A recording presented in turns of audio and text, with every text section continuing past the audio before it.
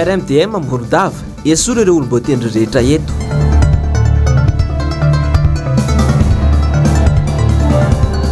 Mpanao gazety eto Madagasikara anao fanambarana lehibe ho amin'ny rahampitso.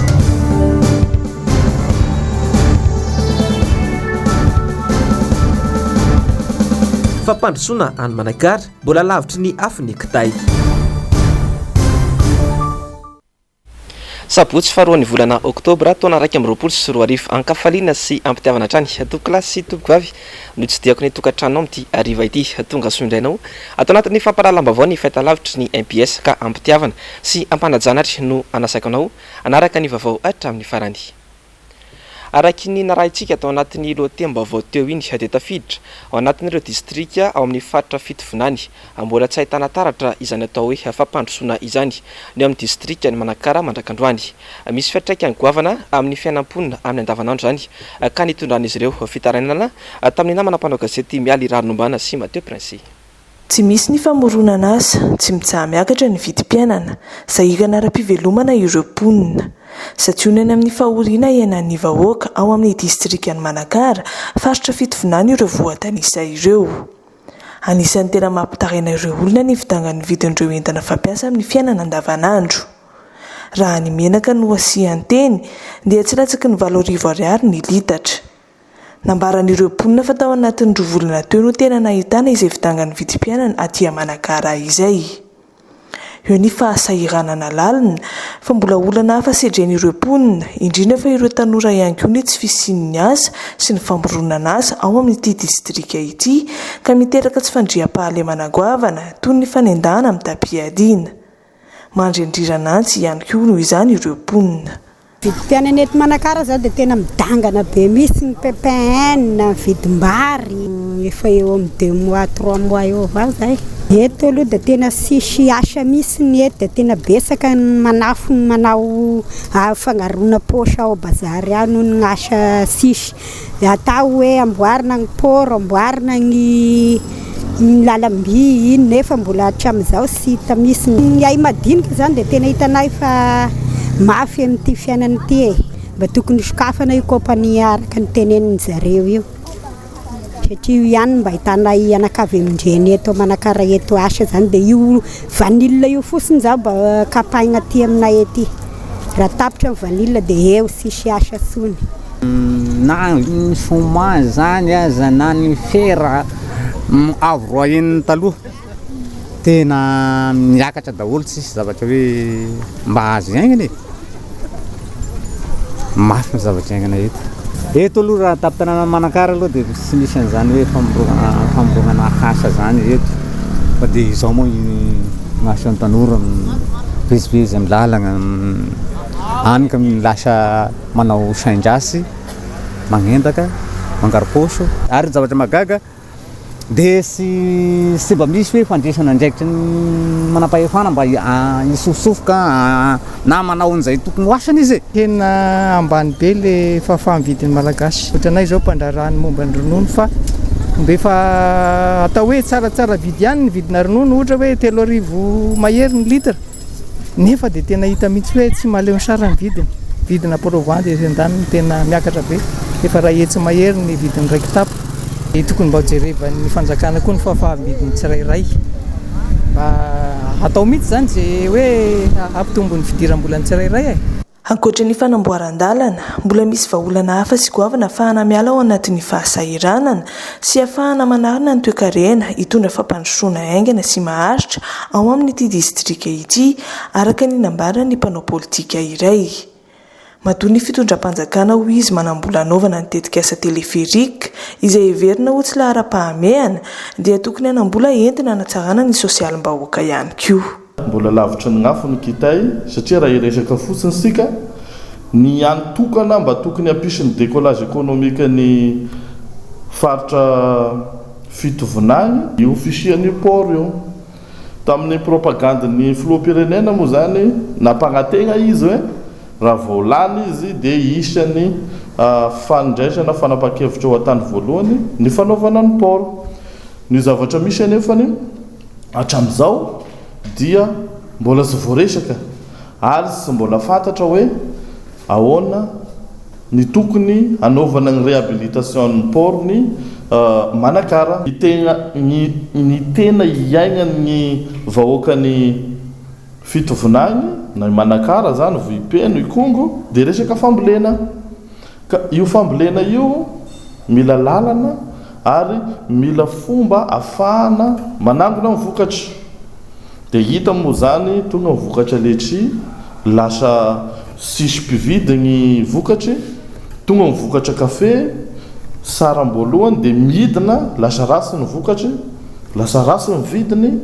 ka izany isan'ny tenenako ary anairako mpitondra fahazakana hoe raha tena iresaka fampandrosoana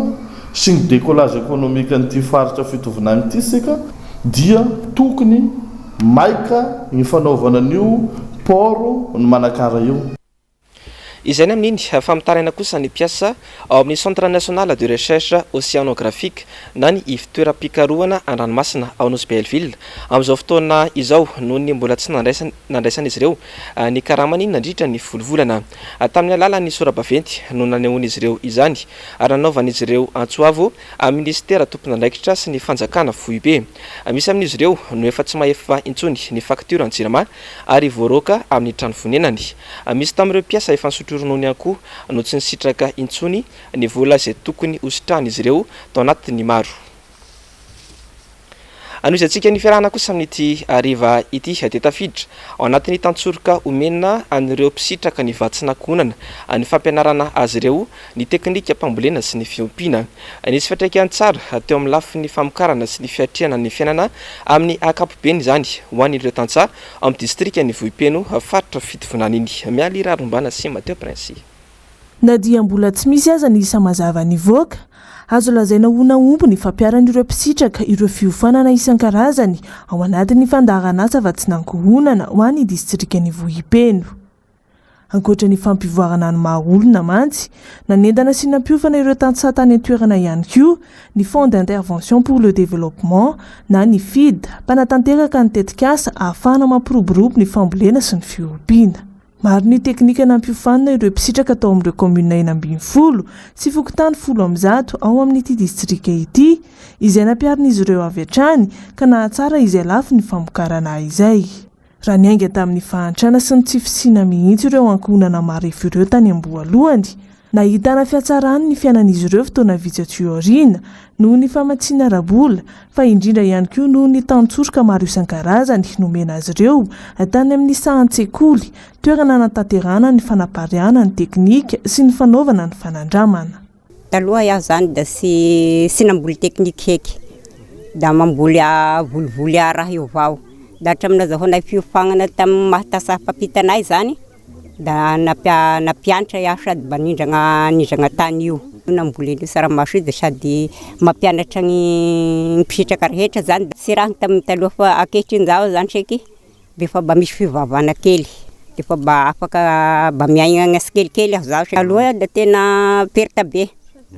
sahiragna da tena sahiragna zany aho da izao zany de fa mba afaka magnarama kelikely afaka mba io ma da karamaby namboarana nikla fa vatany avy ny vary ny volan'ny raha igny da avy da zaraina tanteraka hoe hagnaramana. Aloha zany sy mbola tamin'ny isiny ny vasinakona da io zany ny antoko ny collage ny zanakay zany rehefa tonga zany vasinakona da lasa mba nitadiavanay zavatra zany bisibisy zany satria vao tonga vasinakona zahay roy igny namitoranay anazy arany da lasa nitombo zany zavatra io zany da isaky ny fanokana zany hay mikarmalaza na 26 bonane da farafarasiny vidinay zany da misy 20 30 e tombony azo da nanaovanay da omby anaky 3 da osy anaky 2. Amistranay vasinankonana zany ay nahazo fiofagnana momba ny resaka fiompiana hay de fa nasiana hoe kaika roka mety asiana tragno ny akoho taloha sy mba manindrona akoho zany ay taloha am'izao fiasarany fiainako zao koa zany aho de fa miroso megnagny fe zay ny zanakay taloha zany nianatra tamin'ny EPP tam'izao ny zanakay ngana zao da nisahagnako hoe ndreo tapitra ny vasinankonana rô de fa Desambra vasinakonana tapitry Oktobra fidiran'ny mpianadana ampidiry commensaire vazanana anaba iazahako mafy hoe saba mety tafavokoko vavy. Ankoatra ny vaty sy ny fanomanana isan-karazany, nampianarina anao tahiry ihany koa ireo mpisitraka ny vatsy nankohonana, navondrona ao anatin'ny voamamy na ny vondron'olona an-toerana miara-manao tahiry sy mifampindram-bola izy ireo ahafahan'ny ankohonana tsirairay manatsara hatrany ny farim-piainany sy tsinjovany ny ho avy. Mamokatra izy loha amin'ny sakafony,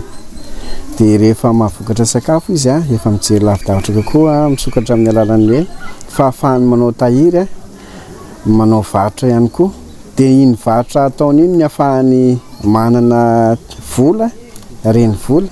entiny anitarana amin'ny hoe famoronana asa sy fidiram-bola amin'ny fiainana andavanandro.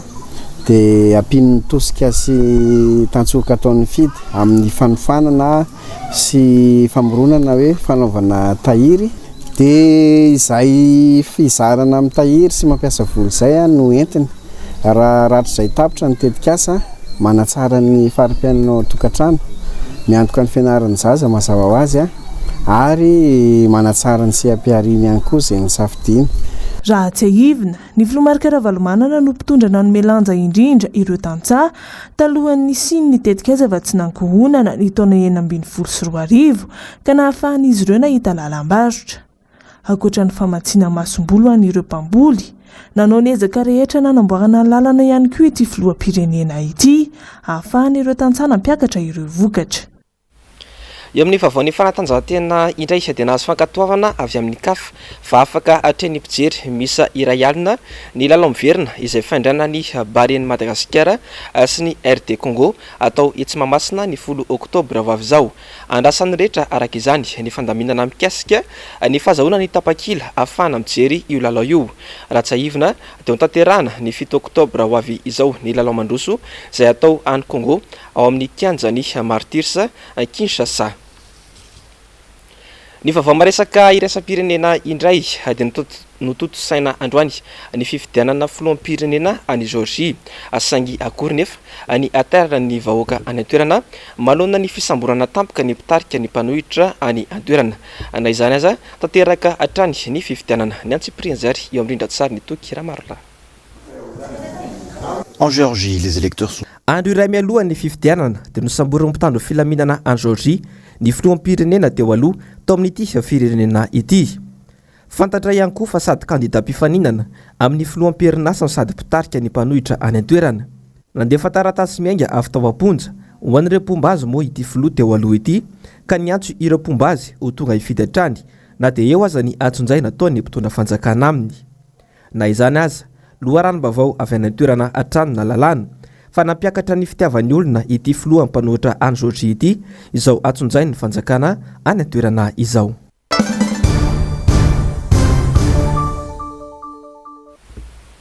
Ny vaovaon'ny politika dia taorian'ny fikaonan-doam-paritra nataon'ireo mpikambana ao anatin'ny RMDM na ny rodiben'ny mpanohitra ho an'ny demokrasia eto Madagasikara izay natao tany Morondava omaly. Dia nisy kosa ny fenkevitra telo lehibe izay navoakan'ny RMDM faritra Menabe omaly. Voaresaka tao anatin'izany ny lafin'ny politika, ny lafin'ny ara-tsosialy fa ihany koa ny lafin'ny ara-toekarena. Fanazavana. Fikaonan-doam-paritra Menabe ho fanohizana sy fanamafisana sy fanapahana izay nataon'ny mpanohitra ny 7 Jolay tao Antananarivo izay nahazahoana fehi-kevitra manana teboka 9 dia tonga eto amin'ny faritra Menabe ny bureau foibe RMDM hanambara izay fehi-kevitra izay sy hiaino ny hevitra ato Menabe. Mizara aloha hevitra telo ny fotoana: politika, sosialy, toekarena. Toy izao no tapaka tamin'izany. Politika, tsy mitovy ny hevitry ny samy mpitondra eto Menabe. Miady an-trano ny olom-boatendry sy ny olom-boafidy. Fanararaotapahefana, kolikoly avolenta. Mangataka ny fanesorana ny gouvernoura noho izany. Mangataka ny fanesorana ireo olom-boatendry rehetra eto Menabe. Sosialy, misy fanavakavahana ara-piaviana. Ohatra, ny zavatra misy tao Bemanonga. Sahin'ny olom-boatendry iray ninteny hoe tsy tany ny anteraka ny morondava ity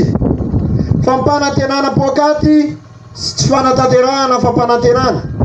fitsabahan'ny olombo atendry sy olombo afidy amin'ny raharaha pitsarana toekarena Sicoma, Sopema, Aquamen, opérateur économique, effet décroissance économique, pauvreté, insécurité, chômage. Vaola, fanesorana ireo olombo atendry, famerenana ny orinasa rehetra izay niniana sy novaina sy novonoina ka miteraka izao fahoriam-bahoaka lalina izao tokony hatao maimaim-poana ny fampianarana sy ny fitsaboana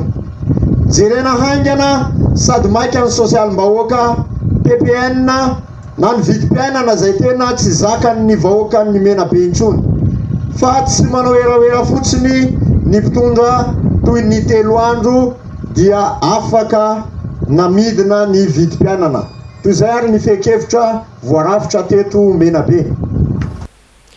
fa tsy miova ny tanjona ny raisana fa dia ny ijeratrany ny fomba rehetra entina ampandrosoana ny firenena sy anatsarana ny fiainan'ny vahoaka malagasy tsy ankanavaka ho an'ny RMDM manakara kosa indray dia naomby hatreto ny hetsika rehetra izay nataony entina nampahafantarana ny fiainam-pirenena amin'ny ankapobeny amin'ireo vahoaka any an-toerana dingana manaraka ho tanteran'izy ireo kosa ny fijerim-baolana entina ampahafantarana ireo mponina any ambanivohitra ireo fehi-kevitra tapaka nandritra ny kongresy nasionaly natao tamin'ny 17 sy 24 ny volana jolay lasa teo fanazavana fantatry ny mpitondra fanjakana ny fisina eto Manakara satria ny lisitry ny membre du bureau zany dia naterina egny amin'ny préfecture mihitsy mba sisiny le hoe miafognafogna na hoe matahotahotra zany ny izy roan'ny RMDM moa zany dia magnasikafogna an'izay zavatra rehetrarehetra tsy mety eto amin'ity faritra ity eny fa natramin'ny firenena mihitsy aza apetraka anay mihitsy raha ny RMDM eto Manakara zany a dia azo lazaina manana ny mahitsy azy manana ny olony maro ny antoko-panohitra mikambagnato na amin'ny fikambanana zany na ny olona sotra dia mambra ato daholo efa nataonay io fidirany ny fotony amin'ny fokotany ary nahafaponay le izy mandeha ara-dalàna mizotra ara-dalàna sara ny fisikisena zay tao eto fa ny zavatra mbola sy nataonay fotsiny aloha dia le hoe mamory vahoaka egny Ankalamanjagna tsy maintsy mila autorisation agny amin'ny préfecture zay maintsy hoe zana zany ny magnantogna ny tompona andraikitra agny amin'ny radio pirenena eto Manakara radio paritra zany mba isian'lay fampitana n'lay fanapahan-kevitra nandritra ny fotoagna nagnatanterahana an'izay congrès zay mba hoen'ny vahoaka agny akodaody agny zany ny zava-misy eto amin'ny firenentsika zany dia hita eo moa zany na anaiky le tompona andraikitra na sy anaiky fa madidina ny 20 isanjato ny vahoaka malagasy dia tatsaha avokoa raha ny atotanisa azy farany tsy mitsahatra nanafatra vara nefa isika teto Madagasikara isa-taona nanomboka tamin'ity fitondrana Andry Rajoelina ity ny paikady ventso ananana sa ny tantsaha mihitsy no ininam-potehana hoy ny mpaneho hevitra iray niresaka tamin'ny Germain Menjanary sy Tahirinena Androany 300 tapitrisa dolara no fantatra fa teti-bidy ny vary izay ho afara ny fitondrana Rajoelina io izany dia famonona ny tantsaha eto Madagasikara ary famelomana kosa ho an'ny tantsaha any Inde enatra mampisitry belona izany ho an'ny firenena tokony amboly vary sy mpanondrana vary fa tsy tokony irehareana mihitsy i Madagasikara no isan'ny manana lemaka betsaka indrindra azo volena tantsaha raha teo ny ankamaroan'ny malagasy ary azo atao ny manome fiofanana ho azy ireo sy foto-drafitrasa mifandraika amin'izany ny tazana nefa petsaka ireo foto-drafitrasa efa vita tsy voakarakara ny fanjakana misy mihitsy aza ny fikasana anome vahiny ny tany midadasika mba ambolena toy ny aoba mangoky raha manana an'izany vola zany ihany tsika 300 millions de dollars zany vola tsy tokotry foroany zany tsy hain'ny fanjakana ve no mametraka pakady mba hitodiany any amin'ny sehitry ny fambolena eto Madagasikara mba elana amin'izany fanafarana vary zany matetika eto amintsika satria hitatsika fa manana tetikasa foana ifanjakana io am'izay fanafarambary zay fa inona no antony tsy hoe amahana olana mba vaolana maharitra zany no entin'ny fitondram-panjakana amin'ny alala ny fampiroboroboana ny tontolo ambany vohatra anisan'izany a ny famemezana fitaovana ohatra ny tatsaha mba mampiasa fitaovana manaraka ny toetrandrotsika toy ny tracteur sy ny kibota sy ny sisa ary eo ihany koa zany a ny fanomezana toana ho an'ny tatsaha toy ny zezika sy masom-boly zay efa nahitatsika vokatra teto Madagasikara zany tamin'ny fitondran'ny filoha Marc-Ravalomanana zany hoe fahavitantena ara-tsakafo zany nisy ny fifaninanana zay natao tamin'ny tatsaha zay mahazo vokatra betsaka indrindra ary nisy mihitsy ny mahampisaorana sy fakasitrahana zany tatsaha zany mba ho famporisihana ny tatsaha amin'ny sehitry ny fambolena. Misy teknika fambolena maro no fanaon'ny malagasy tantsaha ka anisan'izany ny volo foezaka ny vary enina volana rabe indrindra ary maro ny faritra mamokatra indrosan-taona eto amintsika. Mbola azo ampifandimbiasana amin'ireo volyavitra ihany koa izany izay 3 volana dia vita. Ny tazana nefa ny tsy finiavan'ny fanjakana ampirisika ny tantsaha amin'izany raha 4 taona no nafarana isan-taona teo aloha dia nampiakarina hoe 9 taona izany ankehitriny ary zao lasa politika sosialy izao navadika okaly sy vatsitsinjo ny asan'ny tantsaha malagasy natao politika ampidinana ny vidim-bary vokarin'ny tantsaha eto an-toerana ny fanafarambary isan-taona. Mbola nitondra ny fanehoan-keviny mahakasika ny tetikasa tanamasoandro kosa ny tsiromba vaovao Alaira Tsimbasafy Androany nambarany fa tsy natao an'ny vahoaka malagasy sahirana mihitsy ny fototra-afitrasa tahaka izao. Germain Menjanary sy Tahirinena Atrany fantatra izao fa mandora etsy ariary ka hatramin'ny 4 alina sy 1 etsy ariary isam-bolana mandritry ny 5 taona ireo izay te hipetraka amin'ny trano eny amin'ny tanamasoandro raha ny vaovao azo. Ny fanamboarana ity fototra-afitrasa ity anefa no ny bodon'ny rajoela ny tanimbarim-bahoaka tetsy Ambotro Manjaka. Raha ny fanadiadiana Atrany dia omena ireo tokantrano mahafen'ny fepetra ireo fonenana ireo. Ny fanontaniana mipetraka manoloana izany dia ny hoe natao ho an'ny vahoaka malagasy tokoa ve ny nanamboarana ny tanamasoandro? Atreto mantsy dia mbola tsy mivoaka ny fepetra takin'ny fanjakana momba ireo olona tokony sitraka izany fa ny ofany sy ny tokony ho alohan'ny vahoaka malagasy no efa nambara mialoha io. Raha izay tokoa ny lalana irson'ny fanjakana dia hita fa tsy ho an'ny sarambabem-bahoaka aloha zany a no isitraka n'ilay trano zay ahorina amin'ity tetikasa tanamasoandro ity dia fianakaviana eo amin'ny hoe aton'ny ara-pivelomana zany a no afaka nefan'izany isam-bolana. Nefa dia lokalokan'izao fitondrana zao ny hoe amea trano ho an'ny vahoaka dia hitantsika izany fa mifanohitra trany ny ambaran'ny vava sy ny zavatra tanterahana eto amin'ny tany sy ny firenena. Hitantsika ihany koa ireo fampanantenana marobe izay tsy tanteraka eto amintsika mandrak'ity androany ka ilaina zany ny andini atsika vahoaka malagasy any hoe inona marina ny tena tiany zao fitondrana zao atao eto amin'ity tany sy ny firenena ity. Tsara ho mariny fa 2 etsy ariary ny karaha manapetraky ny fanjakana. Raha atao izany ny kady tsotsotra ka te hanofa izany ny vahoaka madinika izany hoe 2 etsy ariary anisoran'ny fanjakana ny ofantrano 4 alina sy 1 etsy ariary dia 4 alina ariary izany no ampiodinana ny tokantrano toy ny sakafo, ny saram-pianaran'ny mpianatra, ny saran-dalana mandeha miasa raha somary lavitra ny toerana ipetrahana, ny toeram-piasana. Tena natao ho an'ny vahoaka madinika tokoa ve ilay tetikasa natao ary iza no tena tsinjovina amin'izany? Fa nantanteraka fivoriana tany tsy adana androany ny mpanao gazety malagasy. Tsy ny mpanao gazety teto Andrenivohitra ihany no hita fa nahitana solotena nisy ankony avy any amin'ny faritra. Anton'ity fivoriana ity ny fifidianana izay ho lavitry ny mpanao gazety kasain'ny minisitra atao amboletra. Germain Menjanary sy Tahirinena Atrany. Asa masina ny asa fanaovan-gazety voaviravira tanteraka nefa izany ankehitriny noho ny ataon'ny minisitra miah izany. Lasa fitaovana politika mba anaovana kajikajy toerana ny mpanao gazety. Profon'izany ny fisisian'ny ramatoa minisitra anatanteraka amboletra ny fifidianana izay filohan'ny ho lavitra na dia efa tsy eken'ny mpanao gazety aza izany. Manoloana izao krizy lalovany asa fanaovan-gazety izao dia nanatanteraka fivoriana androany ny mpanao gazety izay mahatsiaro fa voatointoina amin'ny fitsabahan'ny ministera amin'ny fahalalan'ny OGM. Solotena maro avy any amin'ny orinasa tserasera ny tonga teny an-toerana ary saminy aiky fa loza mitatao ho an'ny asa fanaovan-gazety ny ataony ministra Lalatina Rakotondrazafy ankehitriny. Safa ohatra satria be loatra ny kajikajy politika ataony entina motena ny asa fanaovan-gazety sy kajikajy politika entina fehezana ny rafitra manokana hitantana sy any mpanao gazety hoentiny amin'ny tombotsoany manokana sy ny tombotsoany antokony ary efa hita taratra zany amin'ny zavatra mitranga ankehitriny. Izay na mitanako antsika mpanao gazety namana hoe tonga ava saina masahi mijoro aza matatahotra izany fa tsy ny androany ihany tsy amin'ny ministra Lalatina ihany isika no hijaly sy hifezaka amin'ny amboatenda taony io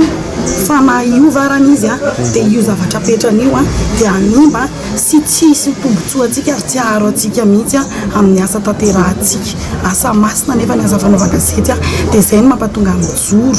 sy manolo tena mihitsy hiaraka amin'ity célébrité ity. Nisy moa ny fehi-kevitra tapaka nandritra ity fivoriana androany ity ary tsy hijanona ny tolona izay atomboka raha tsy mivaly ny etetandrehetra dia tsy anatanterana ny fifidianana izay ho ataony ministra Amboletra io. Ankehitriny dia misy ny valandresaka ho an'ny mpanao gazety izay antsona ny mpanao gazety rehetra tsy ankanavaka anatrika izany rahampitso alahady amin'ny 1 ora ao amin'ny karibo. Izay mpanao gazety rehetra tsy mankasitraka ary mahatsapa fa mivoana tanteraka ary potika ny tontolon'ny asa fanaovan-gazety dia asaina ho tonga ao an-toerana ho an'izay rahampitso izay. Ny zava-misy efa iaraha-malala fa ny voana tanteraka amin'ny zavatra efa nisy olana teo aloha no averin'ny ministra ankehitriny dia izay moa zany no hiantsona ny mpanao gazety rehetra ho tonga hiatrika an'izay valandresaka ho an'ny mpanao gazety rahampitso amin'ny 1 ora izay. Tsotra ny tanjony dia nitsitsaba ny ministera amin'ny fanatanterana ny fifidianana izay filohany OGM na ny olavitry ny mpanao gazety. Mazava ny fepetra hoy ny mpanao gazety raha toka misisika mafy mbola anatanteraka io fifidianana izay ahitana kandida tokana natolotry ny ministra io ny ministera. Fa mbola tsy miravina kosa ny olana mahakasika ilay raharaha mampifanolana ny ben'ny tanàna sy ireo mpanolontsaina ao amin'ny commune Ampasimanjeva distrikta Manakara amin'izao fotoana izao. Nanao fanadidina mikasika izay indrindra androany ny mpanao gazety ny MBS avy any Manakara Fangsa Joselito. Mbola ny raharaha Ampasimanjeva atrany dia mbola mitohy ny disadisa tsy miravina ny olana taoriny ansoavy nentin'ireo mpanolontsaina teto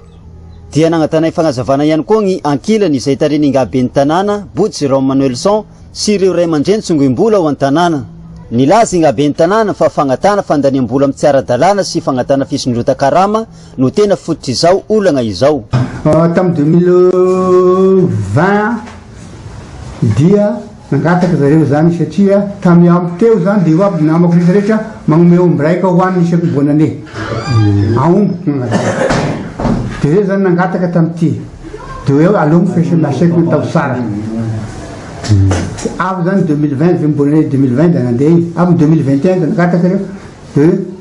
sika ao miankina mampilatana asika satria fa hitako sy manjary le izy zany miankina mampilatana asika no ahafahatsika magnano an'izany ka manova délibération anareo ka la ohatra ka manana vola asika da hoanisika n'izy la sy manana asika ny za sy agnome omby sisy omby hoanina koa aminay aho da sy vagnona zany nanomboka teo zany dia aho nalana taminay ta eo koa izy zany nanery anay ndao asika na hamango mpanjaka da hoy préfet mamango mpanjaka zany anozy tafiditra agnatin'ny budget zay vo azo hoanina zany efa sy tafiditra agnatin'ny budget terendreo zany zaho efa miaiay amin'ny fombandreo terendreo zany aho da nanday aho da nangataka koa zany ingainazy iaho ozy rapporteur mpitondra teny aho ozy la mpitondra teny aho za ozy mifanampahivosanay tany akarina agnisan'andro anaovana session seken'ny lalàna zany oa raha seken'ny lalàna zany ataovy lagny karama zany session zany akariny vola seken'ny lalàna zany nanomboka teo da vao maika lampitombo sady sy nahazo omby igny nanomboka teo da mafy be teo zany raha olana ho an'ny fandrosoan'ny tanàna ny disadisa misy amin'ireo mpitondra hoy ireo vahoaka eto Ampasimanjeva. Iben'ny tanàna moa raha malala ohatrany hoe tsy haiko fa misy mpangozongozona tsy haiko ohatran'izany fa le programme lasa rehetra zany dia tsy tanteraka mesy be ny tanàna bozinao zany zany tena marina matoa izy zany a itelo nahazo fitondrana teto dia zava-soa ny avoaka ny teto na resaka lycée zany na terrain zany nataoko hoe école indrindra moa namorona ny tisena ty dia izy tamin'ny fifanarahan'ireo roa tontana tena mety zany amiko zany da mba mila mifagnaraka reo zay no teo mba mandroso ny tanina mba mifagnaraka ny roa tonta tokony raha ohatra fagniriko manokana fotsiny indrindra hoe zay fokony olo efa niarany vo teo aleo soloana daholo zay olo tokony ho fantatra fampanimba ny tanàna indrindra na conseiller zany na exécutif sy hoe fediana place secory fa fomba fandrindrana amin'ny asa zay atao filamatra hazo antika fomba simba ity commune ampasimandevy ity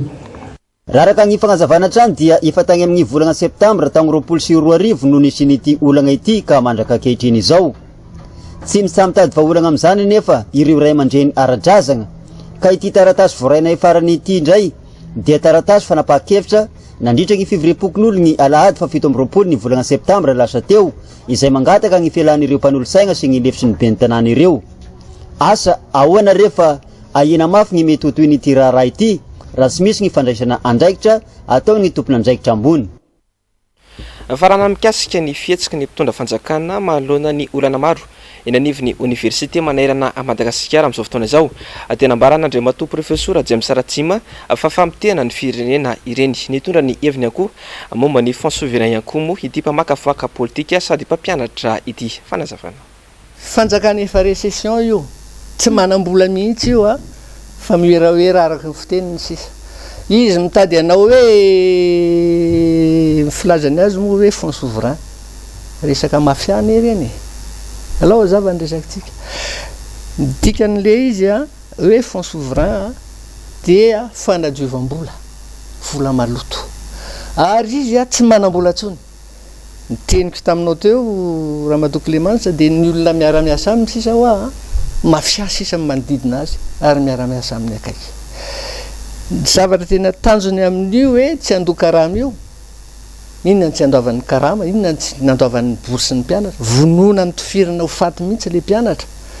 ary raha resaka fampianarana io a dia anisan'ny ala hely koa any amin'ny tokotaniko izy milalao an'io a zany fampianarana zany a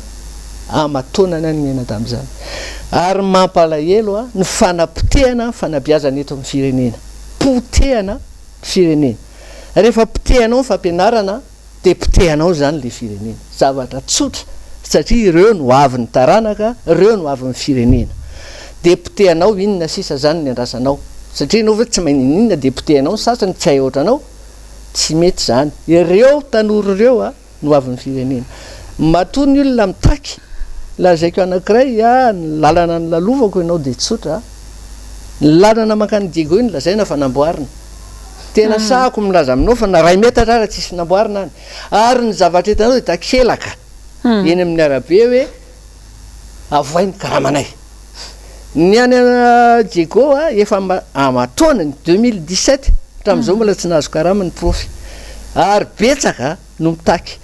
potehana ny orinasa rehetrarehetra tany potika daholo ny fiainan'ny malagasy potika mihitsy na ny tatsa malagasy ary amin'ny insécurité miseho eto amintsika tsisy zavatra mitombona tsisy zavatra voafe zany mahatonga aminao miteny hoe a na ny mpandraraha malagasy potehana asiana mandohetra ny karana nefa vely libaliba amin'ny fananana malagasy ny karana nefa tompony économie malagasy tsika nge tsy manana ninina ntsony amin'izao e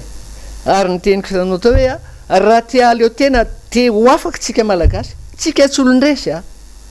fa voatsindry ny basy sy ny tafondriny fa isan'ny teboka nisongatana tao anatin'ny fandarana say lasa zao tamin'ny omaly ny lafiny tsy mandriam-pahalemana eto Madagasikara fa ihany koa ny politika ny fanjakana izay tsy mitsinjo ny masoa ny vahoaka eny fotony anjava-ndriamahefa sy toky raha maro lahy akoatra ireo trangana tsy fandriam-pahalemana miseho eto andrenivohitra izany amin'ny faritra dia isan'ireo matsiaro tena ho tany lavitra andrina ihany koa amin'izao ireo mponina any ambanivohitra fokotany sy kominina maro any ambanivohitra any mantsy amin'izao no tsy mba ahitana mpitandro filaminana na dia iray aza Andizany dalo tanteraka nefa ireny tanàna lavitry ny mpitandro filaminana ireny ka zary lasa miady irery ny vahoaka manoloana izany. Tena mampijaly tena mijaly ny vahoaka. Tsy misy fandripahalemana zany eto na ny kely azy. Tsy mandry fahalemana ny valalabe. Tsy valalabe mandry intsony fa tena valalabe tsy mandry. Betsaka ny tsy fandripahalemana amseho ary tena mampijaly ny vahoaka mihitsiny. Raisiko ohatra commune Vinanony Atsimo, district amin'ny Faratsio, ao anatin'ny 2 volana, 2 volana, 2 volany, intelo misy fanafian-dahalo, fokotany telo zany. Lasa ny dahalo ny ombitsarety. Ny ombitsarety izay ampiasain'ny ponina andavanandro, itomana zezitra, iasana tambary, ikaramana, de nefa lasa ny dahalo. Ny mahagaga nefa hoy hatrany ity olom-pirenena ity dia variana amin'ny fanaraha-maso amin'ny zavatra ataon'ny mpanohitra fotsiny ny mpitandro filaminana. Ny vahoaka nefa hitsankilany mizaka ny tsirany ainy noho ny afitsoko ny asan-dahalo. Misy ireo mpanohitra, atao hoe mpanohitra, milaza ny zavatra tsy mety eto amin'ity firenena ity. Andeha aneo hevitra aty. Reny amin'izay firy camion ianareo mpitandro filaminana miaraka amin'ny fitaovam-piadiana mahery vaika. Misaka andalana n'le mpanohitra izay andeha mpanohitra tanampolo tsy mitondra na inona fa hoe andeha aneo ilaza ny zavatra tsy mety. Hitondra hevitra, hitondra sosokevitra, mitondra ny etaetan'ny vahoaka, mitondra ny fijaliam-bahoaka, sakananareo.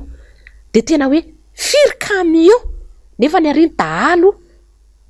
avelanareo manao ny asany. Akoatra izay, nanamafy ny tena fa tsy manana politika mazava entina hitsonjovana ny vahoaka madinika ny mpitondra ankehitriny. Tonga ny fanampiana. Fa mahazo an'io fanampiana io daholo ve ilay vahoaka madinika zay tokony hisitraka n'izany fanampiana zany. Tsia fa izay metimety amin'ny mpitondra ihany no mahazo. Izay tsy mety aminy dia miamahanitra fadiranovana. De jereo zao am'izao fotoana zao any ambanivohitra any betsaka mivokatra any na vary na ovy na katsaka na legioma de any tavelany satria ratsy lalana. De nefany izao vola zay ohatra akaitsika le ohatra akaitsy zany tonga de lazaiko manafatra vary sambo 20 de amidy mora. De fanaovana tsinitsinina alay ny tantsaha. Ny politika eto zany dia politika tsy mijery ny vahoaka malagasy izay asoa ny malagasy fa politika tena mahatonga ny firenena ilentika mahantra tanteraka faharoa amin'ny farany manerana n'izao tontolo izao. Fa mitoy kosa ny asa fampandrosoana ny tanàna eo anivon'ny commune Taratamaty amin'izao fotoana izao. Nitondra fanazavana mahakasika izay indrindra moa ny ben'ny tanàna ao an-toerana raha ny resaka tamin'ny andro-miaratiana sy ny zava-ndremahefa ary ao andriraky Oktobra. Ao anatin'ny fanatsarana sy ny fanarenana isian'ny fampandrosoana maritra eny anivon'ny tanàna ny commune Taratamaty amin'izao fotoana izao. Indrindra tao aorian'ny krizy ara-pahasalamana teto amintsika. Tsy manakana ny asa fampandrosoana izany raha ny fanazavan'ny ben'ny tanàna tao an-toerana. Maro ireo asa mivaingana ny fotony tanterahin'izy ireo. Asa lahara-pameana ary mipaka mivantana amin'ny mararim-ponina no tanterahina. Natao lahara-pameana mihitsy moa ny asa manakaiky amin'ny vahoaka sy ny tena ilain'ny vahoaka zany tsy ny zany fa resaka fotodrafitrasa, resaka lalana, resaka fisotrondrano madio, resaka ataontsika fandripahalemana ny fanamafisana moa satria efa nanao an'izany zay amin'izao fotoana izao fa ho amafisana hatrany ny fametrahana jiro mandeha amin'ny herin'ny masoandro isaky ny ezahana isaky ny elakelan-trano raha ezahana mihitsy manakaiky ny mponina rehetrarehetra amin'izao tsy fandriam-pahalemana misy eto amin'ny firenena izao. Eo ihany koa ny izay efa vita tamin'ny herinandro teo moa zany ny fanampiana ireo tany tsapamokatra satria commune Taratamaty moa dia commune rurale ihany, zany hoe commune ambanivohitra dia nisy fizarana zezika sy fanamboarana ny lakan-drano ahafahana mampiditra rano ny tanterahan'ny commune tamin'ny herinandro lasa teo. Antoka voalohany isian'ny fampandrosoana ahafana ihany koa manatanteraka ireo asa tanterahina rehetra ny fisian'ny fandoava-ketra, mamiratra ny poniny talata maty amin'ny fanefana izany. Raha ny taremarika dia efa mananika hatrany amin'ny 10,100 ny tany fandoava-ketra ao an-toerana, tsy nataon'izy ireo sakana ny fisian'ny valana retina, tsapan'izy ireo raha teo ny mazava-dehibe izany. Iny fanetadiana ina koa ary toko lasy toboko vavy netoko manakatona ny fotoana ny fampalalam-bavao esoraiky ianao nanaraka izany hatramin'ny farany azadonoana fa mbola misy ny fandarana Global News aorin'izao fampalalam-bavao izao aorin'izay kosa ny fandarana ahona marina ary ny orona tsara todotry ny MBS ahoana kosa amin'ity arina ity atetondra loateny hoe veukete eo ay ny sampana fampalalam-bavao kosa dia mametraka ny veloma mandrapitafa manaraka indray toko lasy toboko vavy.